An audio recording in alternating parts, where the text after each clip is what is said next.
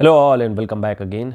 तो हम लोग स्टेट पीसीएस के जनरल स्टडीज़ के पेपर नंबर 4 में डिस्कस कर रहे थे एथिक्स, इंटीग्रिटी एंड एप्टीट्यूड के क्वेश्चंस। और आज हम लोग डिस्कस करने वाले हैं सिविल सर्वेंट के अंदर में कौन कौन सी क्वालिटीज़ होनी चाहिए।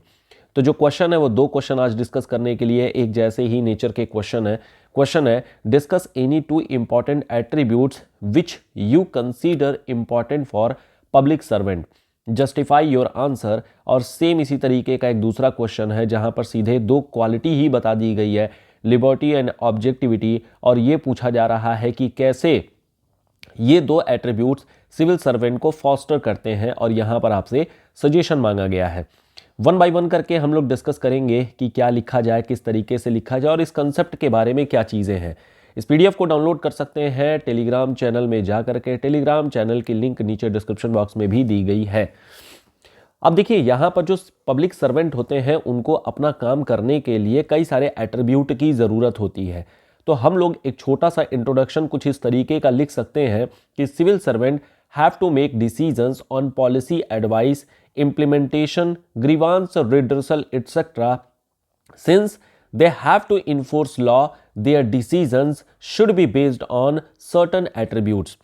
तो चूंकि यहाँ पर इनको डिसीजन मेकिंग करनी होती है, पॉलिसी एडवाइस, इम्प्लीमेंटेशन सब कुछ करना होता है, तो इस वजह से कुछ यहाँ पर गुण होने चाहिए, कुछ एट्रीब्यूट्स होनी चाहिए, कुछ क्वालिटीज़ होनी चाहिए जो कि सिविल सर्वेंट को अपने डिसीजंस लेने में, या यूँ कहा जाए कि अपना काम करने में मददगार साबित होती है। अब यहाँ पर हमें कई तरीके की वैल्यू देखने को मिलती है, जैसे selflessness, integrity, honesty, impartiality, non partisanship, objectivity, rationality, empathy, compassion, tolerance, effectiveness, transparency, accountability, responsibility. कई तरीके के हमें यहाँ पर एट्रीब्यूट्स देखने को मिल जाते हैं। लेकिन हमारे लिए इंपॉर्टेंट रहेगा जो नोलान कमेटी ने बता रखा है। नोलान कमेटी ने बेसिकली 7 तरीके के हमें यहाँ पर एट्रीब्यूट्स बता रखे हैं। हम इन 7 को वन बाय वन करके डिस्कस करेंगे, और जो जो यहाँ पर इंपॉर्टेंट पॉइंट रहेंगे उन सबको भी हम लोग यहाँ पर देखेंगे कि कैसे इस पर रिलेटेड जब क्वेश्चन आएगा तो लिखना कैसे है। सबसे पहले बात कर लेते हैं जरा सेल्फलेसनेस को लेकर के। अब देखिए, सेल्फलेसनेस का मतलब होता है जहाँ पर हमारे काम में, हमारे कहने का मतलब यहाँ पर सिविल सर्वेंट के कहने पे, तो यहाँ सेल्फलेसनेस एक कोर वैल्यू के तौर पे होती है, जहाँ पर एक्शंस और जो डिसीजन मेकिंग होते हैं वो पब्लिक इंटरेस्ट पर होने चाहिए, न कि पर्सनल इंटरेस्ट पे। सेल्फलेसनेस का मतलब ना सिर्फ केवल और केवल करप्शन और टॉलरेंस को रोकना, बल्कि ट्रांसपेरेंसी को बढ़ाना, और उससे ज़्यादा इंपॉर्टेंट है कि आप अपनी एनोनिमिटी को बनाए रखें। ऐसा ज़रूरी नहीं होता है कि केवल और केवल आदमी करप्शन के लिए, पैसे के लिए, रिश्वत के लिए ही केवल और केवल काम करे। ऐसा भी हो सकता है कि वो फेम के लिए काम करे। तो फेम के लिए काम करना भी एक सेल्फ बिहेवियर होता है, जहां पर वो पैसे का तो नहीं लेकिन अपनी पर्सनालिटी का, अपना चार्म का जरूर वहां पर अपनी एक डिमांड रख रहा है। सेल्फलेसनेस का मतलब होता है जहां पर न तो किसी तरीके का पैसा लिया जाए, न तो किसी तरीके का फेवर लिया जाए, और न ही किसी तरीके का अपना फेम लिया जाए। ये एक एनोनिमस रहते हुए जो भी अपना काम करना है, एक पब्लिक सर्वेंट के भांति अपने काम को पूरी तरीके से आगे बढ़ाते रहना होता है। इसको हम लोग बोलते हैं सेल्फलेसनेस। तो सेल्फलेसनेस क्या चीज़ है ये हम लोग समझ गए। तरह तरह के हमें यहाँ पर केसेस देखने को मिल जाते हैं आज की डेट में। जैसे आप लोग देख रहे होंगे कि वीआईपी कल्चर नहीं, एक कैमरा कल्चर चल चुका है। इस कैमरा कल्चर में जितने भी सिविल सर्वेंट्स हैं, ये सिविल सर्वेंट्स कैमरा लेकर के चल रहे हैं, कहीं पर अपने ऑफिस में जा रहे हैं, या किसी ऑफिस में रेड मारने जा रहे हैं, या कहीं पर किसी सिनेमा घर में रेड मारने जा रहे हैं, तो वहाँ पर वो कैमरा लगा दे रहे हैं और कैमरे पर अपने काम को दिखा रहे हैं कि मैं कितने भले तरीके से मैं काम कर रहा हूँ। ट्रैफिक पुलिस कैमरा इस्तेमाल कर रही है और वहाँ पर अपना यूट्यूब चैनल वगैरह चला रही है। तो ये जो तरीके होते हैं, यहाँ पर आप अपना काम तो एकदम सही है, अच्छे से कर रहे हैं, ऑनेस्ट तरीके से कर रहे हैं, नॉन पार्टिजनशिप के थ्रू कर रहे हैं, कहीं पर भी बायसनेस नहीं कर रहे हैं, लेकिन यहाँ पर आप फेम के लिए काम कर रहे हैं। आप सामने वाले को, सबऑर्डिनेट को, आप अपनी जो पद है, अपनी जो पोजीशन है, आप उसके बेसिस पर उसे आप डांट रहे हैं। उनके काम पर डांटना जरूरी होता है और उसको कैमरे पर रिकॉर्ड नहीं करना होता है। ये भी एक सेल्फ बिहेवियर होता है कि जहां पर आप अपने आप को डोमिनेंट दिखाने की कोशिश कर रहे हैं और पब्लिक में ये शो करने की कोशिश कर रहे हैं कि आप अपने काम को तो बड़े अच्छे तरीके से कर रहे हैं, फेम के लिए कर रहे हैं, लेकिन दूसरा काम नहीं कर रहा है, और दूसरा काम नहीं कर रहा है और आप काम कर रहे हैं, इसके प्रति ये तरीके को अपना करके अल्टीमेटली आप अपना फेम चला रहे हैं और ये चीज़ पब्लिसाइज भी कर रहे हैं, पब्लिसिटी के बेसिस पर किया जा रहा है। तो जब एक सेल्फलेस बिहेवियर होता है जहां पर आप अपना काम तो कर रहे हैं, लेकिन वो पब्लिक में आप अपने काम के लिए पब्लिक में जाने जा रहे हैं, और वो भी काम को देख करके जाने जा रहे हैं, यूं नहीं कि आप वीडियो कल्चर बना करके रखे हुए हैं और अपने वीडियो के थ्रू अपनी बातों को दिखा रहे हैं।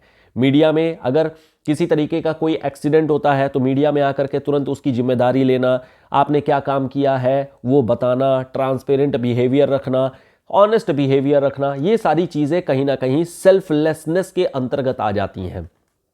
अब आखिर में सेल्फलेसनेस से होता क्या है? सेल्फलेसनेस से हमें कई तरीके के क्वालिटीज़ देखने को मिल जाते हैं, या फिर यूं कहा जाए कि इससे हमारा गवर्नेंस स्ट्रक्चर काफ़ी अच्छा हो जाता है। हम लोग सेल्फलेसनेस के थ्रू पब्लिक ट्रस्ट और इंटीग्रिटी को बढ़ा सकते हैं। तो यहाँ पर जो पब्लिक ट्रस्ट है, लोगों का जो एक ट्रस्ट होता है वो बढ़ते जाता है, प्लस साथ में इंटीग्रिटी भी कहीं ना कहीं बढ़ती है। सेल्फलेसनेस के थ्रू अल्टीमेटली सिविल सर्वेंट जितने भी रिसोर्स होते हैं, या अथॉरिटी होती है, या जो रिस्पॉन्सिबिलिटीज होती है, उनको बड़े अच्छे तरीके से निभाते हैं, और इस निभाने के तहत जो भी एक्ट, जो भी काम किया गया है, उसमें करप्शन को दूर करते हुए, फेवरेटिज्म को दूर करते हुए, इंटीग्रिटी के थ्रू पब्लिक में एक ट्रांसपेरेंट मैनर में चीज़ों को लेकर के जाते हैं। इससे लोगों का कॉन्फिडेंस भी बिल्डअप होता है। इसके अलावा हमें एक फेयर एंड इम्पार्शियल गवर्नेंस देखने को मिल जाती है। ये इम्पार्शियल गवर्नेंस की वजह से जो रिसोर्स का डिस्ट्रीब्यूशन है, वो रिसोर्स का डिस्ट्रीब्यूशन हर सेक्शन में जस्टिफाइड तरीके से होता है, और जो एक वेलफेयर की भावना होनी चाहिए, वो वेलफेयर की भावना हमें देखने को मिल जाती है। इसको करने से अल्टीमेटली समाज में सोशियो इकोनॉमिक डेवलपमेंट फैलता है। तो सोशियो इकोनॉमिक डेवलपमेंट का होना भी सेल्फलेसनेस पर ही काफ़ी हद तक डिपेंड कर जाता है। कई सारे ऐसे लोग होते हैं जो पर्सनल गेन के लिए काम करते हैं, चाहे जैसे अभी हम लोगों ने बात किया, चाहे वो रिश्वत के फॉर्मेट में हो या फिर पर्सनालिटी के फॉर्मेट में हो, दोनों ही तरीके से कोशिश करते हैं। लेकिन जहां वेलफेयर स्कीम हो, पॉवर्टी एलिवेशन स्कीम हो, जहां डेवलपमेंटल प्रोजेक्ट्स हो, वहां पर भी अगर अपने आप को एनोनिमस रहते हुए अगर आप सही तरीके से अपना काम कर रहे हैं, एक पब्लिक सर्वेंट का काम कर रहे हैं, तो वो एक सेल्फलेस बिहेवियर के अंतर्गत आता है। इससे एक डेडिकेशन और कमिटमेंट भी बढ़ती है। तो डेडिकेशन और कमिटमेंट का भी हमें यहाँ पर एक पिक्चर देखने को मिल जाती है। इसके अलावा responsive behaviour, accountable administration, ethical leadership and team work, इन सभी चीजों को यहां पर इंस्पायर किया जाता है। कॉन्स्टिट्यूशनल और डेमोक्रेटिक वैल्यूज को आगे बढ़ाया जाता है। क्राइसिस मैनेजमेंट और पब्लिक डिलीवरी के दौरान में ये वेलफेयर का काम करने को हमें देखने को मिल जाता है। तो ये होती है जिसे हम लोग बोलते हैं हमारा सेल्फलेसनेस का बिहेवियर। सेल्फलेसनेस अंत में यही कहा जाएगा कि ये काफी इंपॉर्टेंट है, चाहे वो सोसाइटल इंटरेस्ट में किया गया हो या फिर नेशनल इंटरेस्ट में किया गया हो, बस वो पर्सनल इंटरेस्ट में नहीं होना चाहिए। और पर्सनल इंटरेस्ट का मतलब केवल और केवल करप्शन नहीं होता है, बल्कि वो अपनी पर्सनालिटी भी होती है। तो इस तरीके से एक पीपल सेंट्रिक अप्रोच के बेसिस पर हमें इंक्लूसिव डेवलपमेंट इंटीग्रिटी के साथ में करना होगा, और तब जाकर के जो सेल्फलेसनेस का एक बिहेवियर होता है वो हमें देखने को मिल जाता है। दूसरा हमारे पास पॉइंट आता है इंटीग्रिटी को लेकर के। सो इंटीग्रिटी का मतलब होता है कि जहां पर आप ऑनेस्ट रहते हुए, ट्रांसपेरेंट रहते हुए अपने कार्यों को कर रहे होते हैं, अपने फंक्शंस को कर रहे होते हैं, इसको बोलते हैं हम लोग इंटीग्रिटी। इंटीग्रिटी और ऑनेस्टी में कई बार एक हमें क्लैश, या फिर कह सकते हैं कि एक हमें मिक्सिंग देखने को मिल जाती है। कई बार इंटीग्रिटी को ऑनेस्टी के साथ में लिख दिया जाता है या फिर इंटरचेंज कर दिया जाता है, बट ऐसा है नहीं। ऑनेस्टी कोई खास बिहेवियर नहीं होती है, ईमानदारी कोई खास चीज़ नहीं होती है। अगर हम सिविल सर्विसेज में देखें तो ऑनेस्टी का सिंपल मीनिंग होता है कि आप अपने काम को जो कर रहे हैं वो ईमानदारी से कर रहे हैं। अगर आप चोरी भी कर रहे हैं तो ईमानदारी से चोरी कर रहे हैं। अगर आप यहाँ पर कोई इफिशियंसी देखने को नहीं मिलती है, यहाँ पर किसी तरीके का स्टैंडर्ड देखने को नहीं मिलता है। ये जस्ट और जस्ट एक बिहेवियर है। हो सकता है कि आपके ऑफिस में करप्शन हो रहा हो, लेकिन आप हेड ऑफ द ऑफिस होने के बावजूद भी आप कह रहे हैं मैं तो ईमानदार रहूंगा। लेकिन आप ईमानदार जरूर हैं, लेकिन ये आपकी खुद की पर्सनालिटी पर ही सिर्फ आया। और खुद की पर्सनालिटी से ही सिर्फ गवर्नेंस नहीं चलती है। आप अगर हेड ऑफ द गवर्नमेंट है तो आपको अपने ऑफिस की इंटीग्रिटी मेंटेन करनी होती है, और उस इंटीग्रिटी में आपका खुद का ऑनेस्ट होना नहीं इंपॉर्टेंट है, बल्कि पूरे ऑफिस का ऑनेस्ट होना इंपॉर्टेंट होता है। और इसलिए इंटीग्रिटी अपने आप में काफी इंपॉर्टेंट चीज होती है। इंटीग्रिटी एक फंडामेंटल वैल्यू के तौर पर हमें देखने को मिलती है। यहां पर हम ethical behaviour, transparent behaviour, accountable governance, इन सारी चीजों को देखते हैं। इंटीग्रिटी का मतलब होता है जहां पर आप ऑनेस्ट रहें, मोरली अपराइट भी रहें, और साथ ही साथ में जो एथिकल प्रिंसिपल्स होते हैं उन एथिकल प्रिंसिपल्स को भी चैलेंजिंग से चैलेंजिंग सिचुएशन में भी फॉलो करें। जब हम इस तरीके का बिहेवियर रखते हैं तो इससे एक तो पब्लिक ट्रस्ट, और जो पब्लिक ट्रस्ट है ये पब्लिक ट्रस्ट बढ़ जाता है, प्लस साथ ही साथ में एक क्रेडिबिलिटी का भी यहां पर क्रेडिबिलिटी भी देखने को मिल जाती है। एथिकल और ट्रांसपेरेंट गवर्नेंस देखने को मिल जाती है। सो यहां पर जितने भी गवर्नेंस स्ट्रक्चर, इनफैक्ट कई बार हम लोग इसको गुड गवर्नेंस भी बोल देते हैं, रूल ऑफ लॉ और जस्टिस यहां पर हमें देखने को मिल जाती है। ये सारे टर्म मैं लिख रहा हूं क्योंकि ये सारे टर्म आपको ऑब्वियसली लिखने होते हैं। जितनी भी बातें हम लोग कर रहे हैं यहां पर, ये सारी बातें आपको लिखनी होती हैं। इसके अलावा करप्शन को रोकना और मिसयूज ऑफ पावर को रोकना, अकाउंटेबिलिटी और रिस्पॉन्सिबिलिटी को प्रमोट करना, फेयरनेस और इम्पार्शियलिटी को आगे बढ़ाना, और साथ ही साथ में एक पॉजिटिव एग्जाम्पल सेट करना सोसाइटी के बीच में, ये सब इंटीग्रिटी के थ्रू किया जा सकता है। लास्ट में अल्टीमेटली कंक्लूड करते हुए हम लोग ये कह सकते हैं कि इंटीग्रिटी एक फंडामेंटल वैल्यू होती है एथिकल गवर्नेंस के लिए। इंटीग्रिटी होना एक सिविल सर्वेंट के लिए एक फाउंडेशनल पिलर के तौर पर होती है, क्योंकि अगर वो इंटीग्रल नहीं है तो फिर कभी भी नेशनल डेवलपमेंट या फिर गवर्नेंस या फिर इफिशियंसी, इन सभी चीज़ों में कभी भी हम आगे नहीं बढ़ पाएंगे। अगर हमें एक इफिशियंट बिहेवियर रखना है, अगर हमें वेलफेयर सोसाइटी इस्टेब्लिश करनी है, एक करप्शन फ्री सोसाइटी हमें इस्टेब्लिश करनी है, पब्लिक इंस्टीट्यूशन की अगर एक हमें गरिमा बनानी है, तो यहाँ पर इंटीग्रिटी वाले जो सिविल सर्वेंट हैं हमें उनको ही लेकर के आना होगा। अदरवाइज ये सारी चीज़ें फिर कोलैप्स कर जाएंगी। गुड गवर्नेंस का जितना भी स्ट्रक्चर है वो कोलैप्स कर जाएगा। नेक्स्ट हमारे पास ऑब्जेक्टिविटी आती है। सो ऑब्जेक्टिविटी का मतलब होता है जहां पर जो सिविल सर्वेंट, ऑब्जेक्टिविटी का सीधा मतलब होता है कि ऑब्जेक्टिव रहना, यानी कि आप चीज़ों को एनालाइज कर सकें। एनालाइज करने की जो पावर होती है इसी को हम लोग बोलते हैं हमारा ऑब्जेक्टिविटी। सो ऑब्जेक्टिविटी में आप रेशनल थिंकिंग करते हैं, बेस्ड ऑन द फैक्ट आप चीज़ों को एनालाइज करते हैं और देखते हैं कि क्या यहाँ पर साइंटिफिक फैक्ट है और किस तरीके से हम यहाँ पर डिसीजन मेकिंग कर सकें। ये काफ़ी इंपॉर्टेंट होता है एक पॉलिसी मेकर के लिए, और साथ ही साथ में इम्प्लीमेंटेशन के लिए भी। कहीं ना कहीं इन्वेस्टिगेशन की ज़रूरत होती है, और इन्वेस्टिगेशन जब तक अगर हम ऑब्जेक्टिव नहीं रहेंगे इन्वेस्टिगेशन नहीं की जा सकती है। सो ऑब्जेक्टिविटी एक इंपॉर्टेंट पार्ट रहता है किसी भी केस को या किसी भी डिसीजन को फेयर, रेशनल और अनबायस्ड रहते हुए अगर मुझे करना है तो। यहां पर अगर हम ऑब्जेक्टिव बिहेवियर रखते हैं तो इससे एक तो fair and impartial decision making होती है, प्लस साथ में पब्लिक ट्रस्ट गवर्नेंस में लोगों का बढ़ जाता है, रूल ऑफ लॉ और जस्टिस को प्रमोट किया जाता है, पॉलिसी इंप्लीमेंटेशन को इफिशिएंट बनाया जा सकता है, करप्शन और नेपोटिज्म को हम यहां से दूर कर सकते हैं, और क्राइसिस मैनेजमेंट में भी ये काफी इंपॉर्टेंट रोल प्ले करता है। लास्ट में कॉन्स्टिट्यूशनल और डेमोक्रेटिक वैल्यूज के लिए ये ऑब्जेक्टिविटी काफी इंपॉर्टेंट होती है। ऑब्जेक्टिविटी एक कॉर्नर स्टोन के तौर पर होती है जहां पर सिविल सर्वेंट पब्लिक इंटरेस्ट के लिए बिना किसी बायसनेस के साथ में, बिना किसी एक्सटर्नल इन्फ्लुएंस के अपने फेयर, जस्टिस और एक जो डेमोक्रेटिक स्ट्रक्चर में रहते हुए जो डेमोक्रेटिक वैल्यूज होती हैं उनको एडमिनिस्ट्रेशन में लेकर के आता है, और फिर अल्टीमेटली एक आर्बिट्ररी, करप्ट और इनइफेक्टिव गवर्नेंस की बजाय उसे वो एक वैलिड, अनकरप्ट, ट्रांसपेरेंट और इफेक्टिव गवर्नेंस की तरफ लेकर के जाता है। तो ये हम लोग देख सकते हैं ऑब्जेक्टिविटी का पूरा आइडिया। फिर हमारे पास अकाउंटेबिलिटी का आइडिया आता है। Accountability is again very very important. Good governance के लिए अकाउंटेबिलिटी एक फंडामेंटल पिलर के तौर पर देखने को मिल जाती है। सिविल सर्वेंट अकाउंटेबिलिटी के थ्रू अपने आप को रिस्पॉन्सिबल बनाते हैं, ना सिर्फ केवल और केवल बजट में यानी कि पैसे के डिस्ट्रीब्यूशन में, बल्कि अपने डिसीजन मेकिंग में भी ये अकाउंटेबल रहते हैं। अकाउंटेबिलिटी यहां पर दो तरीके की हो सकती है, एक एथिकल अकाउंटेबिलिटी हो सकती है और एक मॉरल अकाउंटेबिलिटी भी हो सकती है। एग्जांपल के तौर पर अगर बात करते हैं, मान लेते हैं कहीं पर कोई भगदड़ मच गई है, भगदड़ मचने पर फिर अल्टीमेटली प्रशासन को, एडमिनिस्ट्रेशन को, सिविल सर्वेंट को ये पावर होती है कि वहां पर लाठीचार्ज किया जा सके। लेकिन लाठीचार्ज के भी अपने कुछ नियम कायदे कानून होते हैं। उस नियम कायदे कानून में रहते हुए अगर मान लेते हैं जैसे भीड़ उपद्रवी हो गई है, भीड़ जो है, जो स्टैम्पीड है वो अनकंट्रोल्ड हो गई है, तो वहां पर लाठीचार्ज का इस्तेमाल किया जा सकता है, कैनन फायरिंग की जा सकती है या आंसू गैस के गोले छोड़े जा सकते हैं। लेकिन उनके लिए फिर अगेन प्रोटोकॉल्स होते हैं, उनके लिए भी अपने तरीके होते हैं।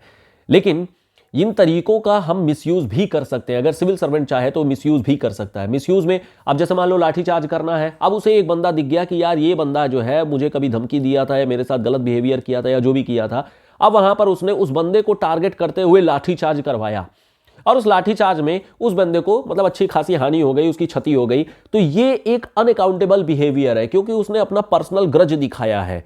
कहीं ना कहीं वो अपने पावर का मिसयूज कर रहा है, तो ही इज नॉट अकाउंटेबल। और अगर कल को अगर मान लेते हैं लाठीचार्ज करना ही पड़ रहा है तो आप हमेशा लाठीचार्ज को लास्ट ऑप्शन रखेंगे। पहले अपील करेंगे, लोगों के बीच में जाकर के लोगों को समझाएंगे, लोगों को रिक्वेस्ट करेंगे कि जो भी केस हो रहा है वो सही नहीं है, आप बातें करिए, चीज़ों को बताइए, चीज़ों को डेमोक्रेटिक तरीके से लेकर के आइए। तो ये पहले कोशिश की जाती है और लाठीचार्ज एक लास्ट ऑप्शन होता है जहां पर अनकंट्रोल्ड चीज़ें हो चुकी हैं। और अब अगर हम लाठीचार्ज नहीं करेंगे, अगर हम एक गलत नेचर, एक गलत तरीका नहीं अपनाएंगे तो और ज़्यादा गलत हो सकता है। तो और ज्यादा गलत को बचाने के लिए ही एक गलत रास्ता इस्तेमाल किया जाता है, तब ये होती है जब लाठीचार्ज हो जाती है। तो ये अकाउंटेबिलिटी का सिस्टम होता है जहां पर आप अपने आत्मा के साथ में, यानी कि आप अपने ट्रांसपेरेंट बिहेवियर भी रख रहे हैं, लेकिन साथ ही साथ में अपने आप को ये बता रहे हैं कि कहीं ना कहीं दिस वॉज इंपॉर्टेंट, और जो इंपॉर्टेंट है वो करना जरूरी होता है। आफ्टर ऑल अगर देखें, जैसे बॉर्डर पे भी जब वॉर होती है तो वहां पर भी लोग मरते हैं, लेकिन वो वॉर मरते इसलिए हैं, वहां पर इसलिए उन क्षति होती है, वो शहीद इसलिए कहलाते हैं। वहां पर लोगों को, जो आतंकवादी होते हैं उनको मारना इसलिए जरूरी होता है क्योंकि कहीं ना कहीं वो हमारे लोगों को और ज्यादा मार सकते हैं। So there is a concept of nationalism, there is a concept of responsibility, there is a concept of religion, जो हमें ये बताता है कि हमें लोगों को सुरक्षा भी प्रोवाइड करनी है, और उस सुरक्षा प्रोवाइड करने के दौरान में जो भी हमें इस तरीके के न्यूजेंस एलिमेंट देखने को मिल जाते हैं, जो भी एक टेररिस्ट एलिमेंट देखने को मिल जाते हैं, उन्हें एलिमिनेट करना जरूरी होता है।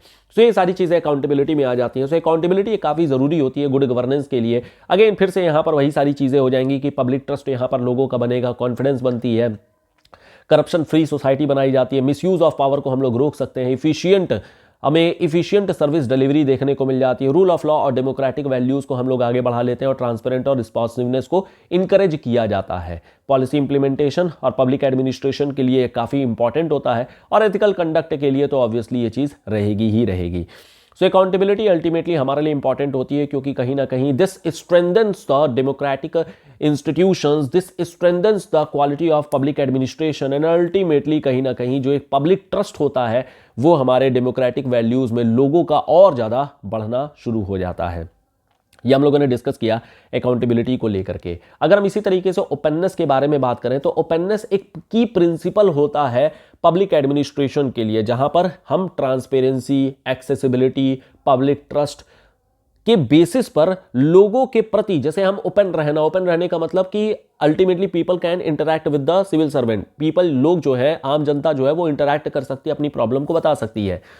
एग्जाम्पल के तौर पर जैसे देखेंगे कि अब सभा लगती है, जैसे मुख्यमंत्री की सभा लग जाती है, या फिर कई बार तहसील दिवस होते हैं, तो ये जो तहसील दिवस होते हैं यहाँ पर सारे सिविल सर्वेंट आकर के बैठते हैं, और जिस तरीके की भी प्रॉब्लम होती है वो तरीका मतलब कि जिस भी तरीके की अगर किसी को कोई दिक्कत है वो सिविल सर्वेंट से डायरेक्टली आकर के यहाँ पर इंटरैक्ट कर सकता है, और फिर अल्टीमेटली जो भी निदान होगा उसी दिन उसी डिपार्टमेंट को दे दिया जाता है और कहा जाता है इस चीज़ को हटा दिया जाए, इस चीज़ को निपटान कर दिया जाए। सो यहां से एक ऑनेस्ट, कम्युनिकेटिव और विलिंगनेस टू शेयर इंफॉर्मेशन और पार्टिसिपेटरी गवर्नेंस भी बढ़ते जाती है। तो ओपननेस एक इंपॉर्टेंट, और यहां पर जो तहसील दिवस का कंसेप्ट यहां पर हम लोगों ने बात किया, ये कि ये एक ओपननेस को ही शो करता है।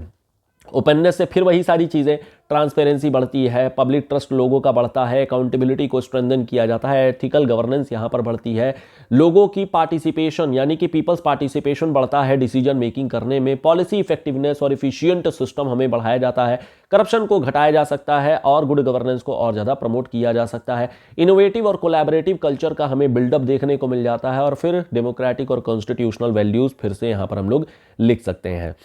नेक्स्ट हमारे पास आती है ऑनेस्ट बिहेवियर को लेकर के। ऑनेस्ट एक फंडामेंटल वैल्यू है जो हर एक बंदे में होना चाहिए, या फिर यूं कहा जाए सिविल सर्वेंट के लिए भी इंपॉर्टेंट होता है। लेकिन ये जो फंडामेंटल वैल्यू है वो एथिकल स्टैंडर्ड्स को अपहोल्ड करने के लिए होता है। हमारे पास जितने भी वैल्यूज आती है, सेल्फलेसनेस, इंटीग्रिटी, ऑब्जेक्टिविटी, ये बिना ऑनेस्टी के पॉसिबल ही नहीं है। सो ऑनेस्टी एक बेसिक लेयर की हमारी फाउंडेशनल वैल्यू होती है, जिसके बेसिस पर जो सिविल सर्वेंट है वो ट्रूथफुल होता है, यानी कि सत्य बोल रहा है, ट्रांसपेरेंट होता है, और फिर किसी भी तरीके की प्रोफेशनल डीलिंग से, पर्सनल ग्रज से, पर्सनल गेन के लिए छोड़ करके पब्लिक के लिए यहां पर काम करता है।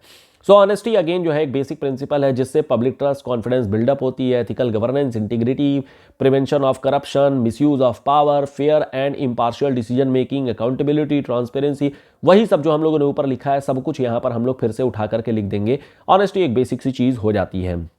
लास्ट में लीडरशिप एक कंसेप्ट आता है। सो लीडरशिप के लिए हम लोग बोल सकते हैं कि ये अगेन एक काफ़ी इंपॉर्टेंट क्वालिटी होती है और की रोल प्लेइंग हमारे पॉलिसी मेकिंग के लिए, एडमिनिस्ट्रेशन के लिए, पब्लिक सर्विस डिलीवरी के लिए भी होता है। अब जैसे मान लो कहीं पर स्टैम्पीड हो गई है, जैसे अभी प्रयागराज में ही स्टैम्पीड का केस देखने को मिला, और वहां पर पब्लिक सर्वेंट सीधे निकल करके आते हैं और फिर लोगों से बातचीत करते हैं। कुछ दिनों पहले प्रयागराज में ही देखा गया था कि जो पीसीएस के सिविल सर्वेंट्स एस्पिरेंट थे वो लोग आयोग से कुछ रिक्वेस्ट कर रहे थे। आयोग जब नहीं सुन रहा था तो फिर अल्टीमेटली यहाँ पर धरना प्रदर्शन हुआ था। तो फिर आयोग के जो सचिव थे, जो सेक्रेटरी थे, फिर वो निकल करके आते हैं और अपनी लीडरशिप बिहेवियर दिखाते हुए छात्रों से संवाद करते हैं, डिबेट करते हैं, डिस्कशन करते हैं, और फिर अल्टीमेटली उनकी जो बातें थी उनको लेकर के फिर वो अपना उन पर अमल किया गया, उस पर एक्शन लिया गया था। तो ये सब चीजें लीडरशिप को दिखाता है। सो लीडरशिप पब्लिक सर्विस डिलीवरी के लिए काफी इंपॉर्टेंट होती है। इससे efficient governance, ethical decision making और सोशल प्रोग्रेस होती है। लीडरशिप के बेसिस पर good governance, public service delivery को और तेजी से आगे बढ़ाया जा सकता है। एथिकल डिसीजन मेकिंग और इंटीग्रिटी होती है। अकाउंटेबिलिटी और रिस्पॉन्सिबिलिटी को प्रमोट किया जा सकता है। Enhance crisis management and problem solving, innovative and reform, build public trust and confidence, ये सारी चीजें हमें देखने को मिल जाती हैं हमारे इस लीडरशिप को लेकर के। सो ये हम लोगों ने बेसिकली डिस्कस किया हमारे क्या इंपॉर्टेंट एट्रीब्यूट्स हो सकते हैं। चूंकि यहां पर सिर्फ 2 ही पूछा गया तो यू कैन चूज एनी 2। मैं यहां पर आपको सजेस्ट करूंगा कि आप इंटीग्रिटी और सेल्फलेसनेस को चूज करिएगा, बाकी छोटे छोटे होते हैं।